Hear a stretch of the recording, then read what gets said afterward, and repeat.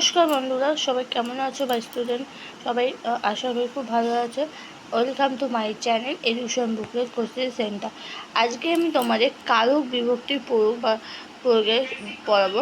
সংখ্যাবাচা বৌদ্ধরীতি বিভক্তি বিভক্তি। ঠিক আছে, এবার চলো শুরু করছি।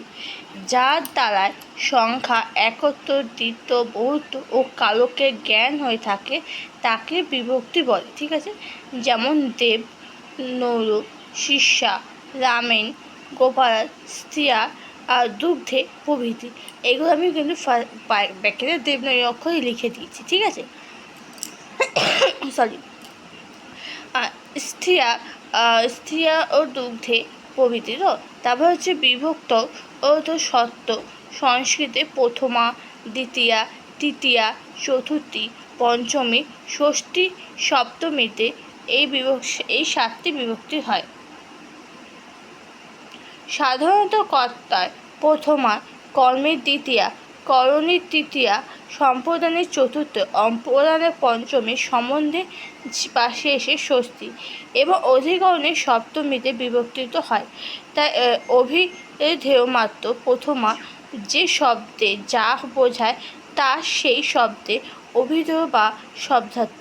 কেবল শব্দার্থ বোঝাবার জন্য প্রথমা বিভক্তি হয়, যথা নর, বৃক্ষ, মুনি, শ্রেণী, ভাতা, লতা, রাত্রি, নদী, বধূ,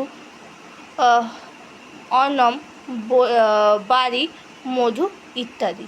ওকে, আজকে আমি এইটুকুই তোমাদের দিলাম। এটা হচ্ছে প্রথমে মানে কারক কী, কারক কাকে বলে এবং কোথায় কতে বিভক্তি, কটি কটা বিভক্তি এবং ক্রিয়া কথা সম্বন্ধে কী আছে, এইটাই তোমাদের আমি আলোচনা করলাম।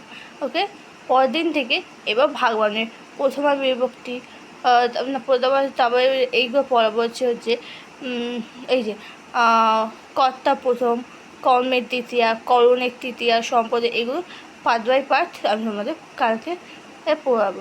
তা আজকে আমি এখানে ভিডিওটা এন্ড করলাম।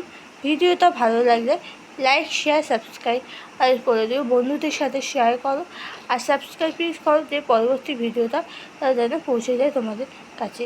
তা আজকের মতো এখানে এন্ড করলাম। ভাই, আবার কাল দেখা।